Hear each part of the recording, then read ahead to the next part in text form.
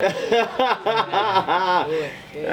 In the float tank, like, I've had definitely a few now. In that environment, things can happen.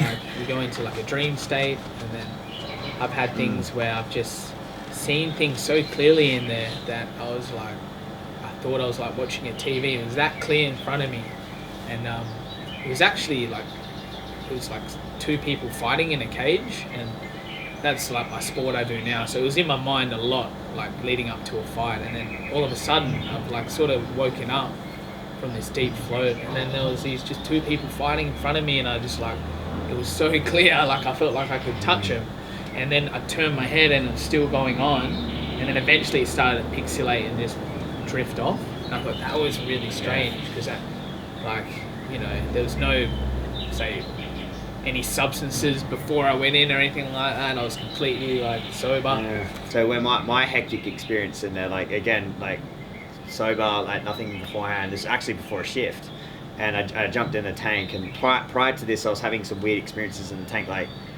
that. It's gonna sound really cooked, but like the feeling of like entities, right? Not entities, but like consciousness. Like I felt something that was beyond this third dimension. Anyway, fast forward story, like, long story short, clairvoyant was like, welcome it, like something's attached to you. I was like, fuck. I was like, what is this realm? Like, I didn't understand spirituality or anything. I thought it was so woo woo and like out there, and like this doesn't exist.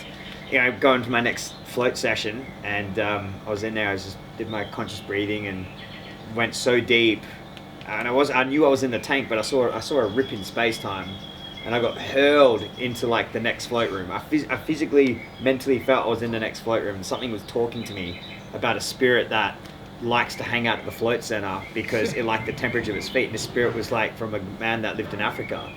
And it honestly, man, is the most hectic experience. Like I was, and then I just got shown his whole life.